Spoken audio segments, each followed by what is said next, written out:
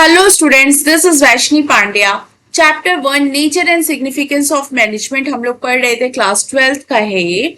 और objectives of management का हमने 3 पार्ट्स में पढ़ा था। पहला था हमारा सोशल ऑब्जेक्टिव्स, पहला था हमारा ऑर्गेनाइजेशनल ऑब्जेक्टिव्स, फिर था हमारा सोशल ऑब्जेक्टिव्स एंड उसके बाद था हमारा पर्सनल और इंडिविजुअल ऑब्जेक्टिव्स। तो हमने जो है अपना ऑर्गेनाइजेशनल ऑब्जेक्टिव्स फिनिश कर लिया, सोशल ऑब्जेक्टिव्स भी फिनिश कर लिया है। आज के सेशन में हम पढ़ने जा रहे हैं थर्ड वन, अपना पर्सनल ऑब्जेक्टिव्स क्या होते हैं। ओके, और लास्ट के कुछ सेशन में अगर किसी को कोई भी प्रॉब्लम हो तो प्लीज मुझे जरूर बताइएगा। चलिए आते हैं और आज का अपना पर्सनल ऑब्जेक्टिव्स फिनिश करते हैं। देखते हैं क्या है यहाँ पे। Organizations are made up of a people who have different personalities, background, experience and objectives. सबसे पहले तो मैं बोलूंगी हमारा ऑर्गेनाइजेशन ही पूरा पूरा हमारा एम्प्लॉयज से बना रहता है। पर्सनल मतलब होता है एम्प्लॉयज जो हमारे ऑर्गेनाइजेशन में वर्क करते हैं। अब वो लोग कई जगह से डिफरेंट डिफरेंट अपने एरिया से आते हैं। कोई बिहार से आएगा, कोई पंजाब से आएगा, कोई यूपी से आएगा, कोई झारखंड से आएगा। तो हर जगह से लोग अलग अलग तरीके से आते हैं। उनके मन में दिमाग में भी अलग अलग चीजें चलती रहती हैं। उनके पर्सनल ऑब्जेक्टिव्स कुछ अलग रहते हैं, लेकिन ऑर्गेनाइजेशन को ज्वाइन करते हैं और फिर हमारा ऑर्गेनाइजेशनल ऑब्जेक्टिव्स वो करते हैं, काम करते हैं और हमारा ऑर्गेनाइजेशनल ऑब्जेक्टिव्स अचीव करते हैं। ठीक है, तो उनकी कुछ डाइवर्स नीड्स होती होंगी, उनकी भी कुछ अपनी चाहत होती होगी, उनके भी कुछ पर्सनल ऑब्जेक्टिव्स होते होंगे जिस वजह से वो हमारे ऑर्गेनाइजेशन को ज्वाइन कर रहे हैं। लाइक ये है हमारे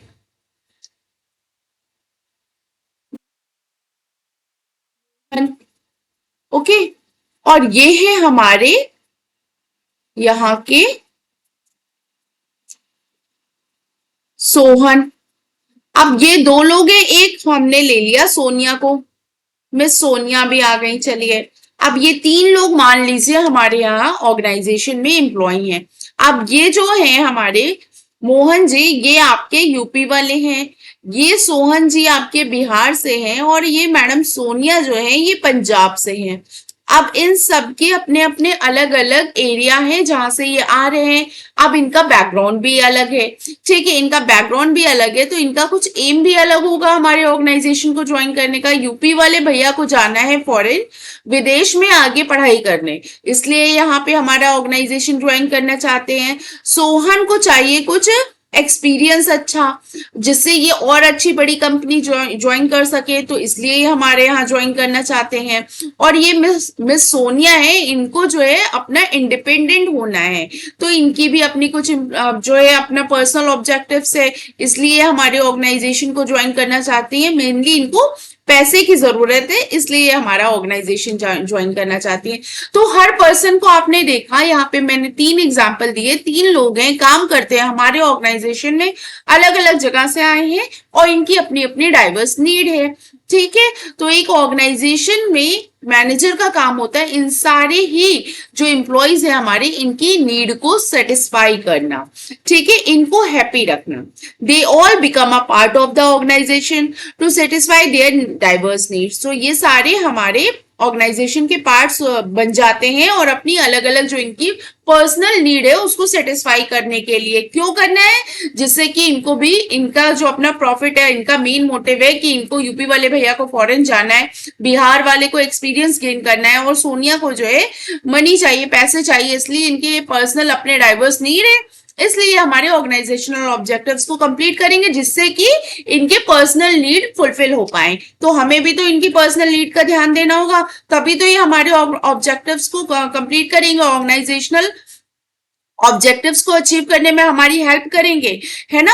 these vary from financial needs such as competitive salaries and perks. किसी को ये चाहिए होता है, किसी को सोशल नीड चाहिए होती है, समाज में इज्जत चाहिए होती है, पीयर रिकॉग्निशन में चाहिए होती है, high level and such as personal growth and development किसी को चाहिए होता है। तो वही बात मैंने जैसे बताई कि इन सब की अपनी अपनी नीड भी होती है। मैनेजमेंट को इन सब का ध्यान देना होता है। Management has to reconcile personal goals and organisational objective objectives for harmony in the organisation.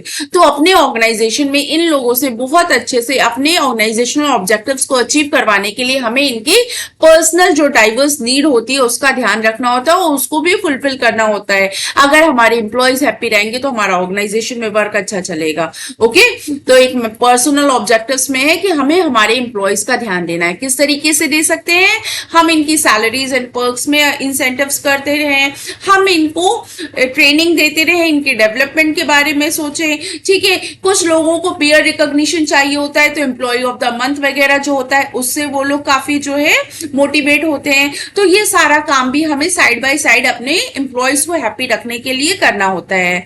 तो आज के सेशन में हमारा ऑर्गेनाइजेशनल ऑब्जेक्टिव्स फिनिश होता है।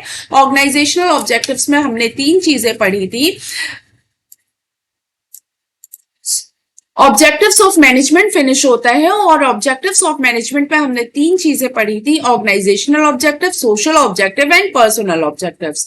ओके, ऑर्गेनाइजेशनल ऑब्जेक्टिव्स होता है हम अपने ऑर्गेनाइजेशन के लिए सोचते हैं, उसके सर्वाइव करने के लिए सोचते हैं कि हमारा बिजनेस कॉन्टिन्यूअसली वर्क में बना रहे। फिर हमारी प्रॉफिट मेकिंग को, प्रॉफिट के बारे में सोचते हैं और उसके बाद अपने बिजनेस को एक्सपेंड करने के लिए भी सोचते हैं जो हमारा ग्रोथ में आता है। सेकेंड है हमारा सोशल ऑब्जेक्टिव्स। अब हमें अपने सोशल ऑब्जेक्टिव्स का भी ध्यान देना है क्योंकि हमें सब कुछ हमारी सोसाइटी से मिलता है तो इन रिटर्न हमें भी सोसाइटी को कुछ ना कुछ देना होता है। तो हमें अच्छी क्वालिटी का प्रोडक्ट मैन्युफैक्चर करके देना होता है। ठीक है, सॉरी, हमें इकोलॉजिकल एंड फ्रेंडली मेथड अपनाना चाहिए प्रोडक्शन के लिए और हमें एम्प्लॉयमेंट अपॉर्चुनिटीज जनरेट करते रहना है। ये हमारा हो गया सोशल ऑब्जेक्टिव्स। इसके बाद आता है हमारा पर्सनल ऑब्जेक्टिव्स जिसमें हमें अपने एम्प्लॉयज का ध्यान देना होता है, उनको भी मोटिवेट करना है, उनको अच्छी अच्छी ट्रेनिंग प्रोग्राम्स में हमें लेके जाना है, उनको सैलरीज, बोनस, पर्क्स का ध्यान रखना है उनके। ठीक है, तो इन सारे तरीके से हम अपने एम्प्लॉयज का भी ध्यान रख सकते हैं, उनको भी खुश कर सकते हैं और ये सारी चीजें बहुत अच्छे से चलेंगी तो ऑफकोर्स सी बात है हमारा ऑर्गेनाइजेशन ग्रोथ करेगा। ओके, तो हमारे आज के सेशन में ऑब्जेक्टिव्स ऑफ मैनेजमेंट फिनिश होता है जिसमें कि हमने ये सारी चीजें पढ़ी हैं। उम्मीद करती हूँ सब कुछ बहुत अच्छे से समझ में आया होगा। आज का सेशन यही फिनिश करती हूँ, मिलते हैं नेक्स्ट सेशन में और जिसमें कि हम पढ़ेंगे importance of management. Importance of management को हम नेक्स्ट सेशन में फिनिश करते हैं। तब तक के लिए थैंक यू, बाय बाय।